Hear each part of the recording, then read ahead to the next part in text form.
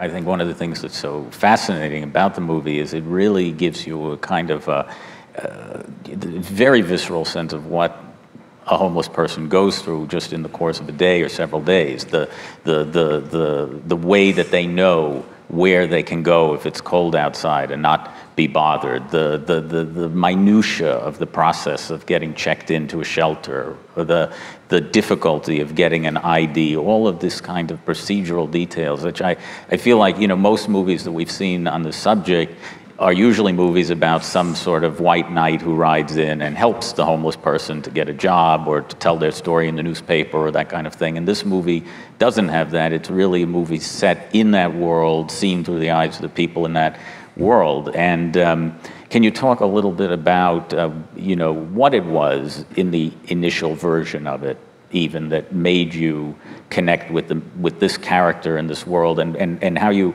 some of the research that you did, how you prepared to play this part? The original script, I hate to say this, but the original script had been written a long time ago. I think it was in the late 80s. And it had been given to me about 10 years ago. And I was intrigued, but I wasn't ready to make the movie. There's a relationship with Ben Vereen in this movie that was, the germ of that was in that first script. In fact, much of the first script was really centered on that. This relationship with a daughter, to me, was, if it was handled without cliche and it was honest, I think could be really powerful. I like the fact that this guy was really in the moment. He was in his own moment. There was a different, when we were talking about titles, and Oren kept coming up with other titles for this, they all seemed to revolve somehow around time.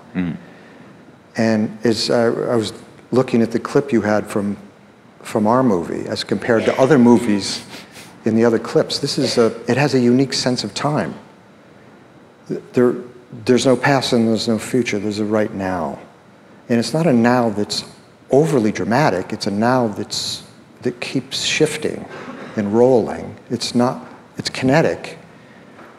It's not definitive, but this sense of time as a spatial and tactile entity that we are, as a viewer, are really involved with. We are feeling it because there's almost no editing. You see, there's almost no cutting in that long scene. Beautifully designed, beautifully shot. And just as if you were sitting there, as we all do, we were sitting in a park, we're sitting in a room, whatever, and you're just sitting there, and your mind is spinning, and you're watching, I don't know, that fly that's buzzing around, and it lands there, and you either shoo it away or you don't. But it's life itself is very dense with events without being overly dramatic. And I think that's mostly because of Oren, was to trust that just life itself, like the early Bresson movies, trusting that life itself would be endlessly fascinating if it was done with honesty and insight.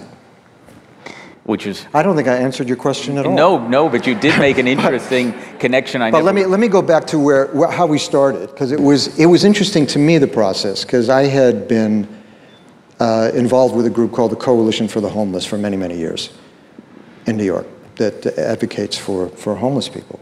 And in the process of an earlier version of this movie, when I was really trying to put it together, in fact, I was thinking about directing it, I visited the shelters in New York. And I felt I had a really good working knowledge of at least the physicality of this film.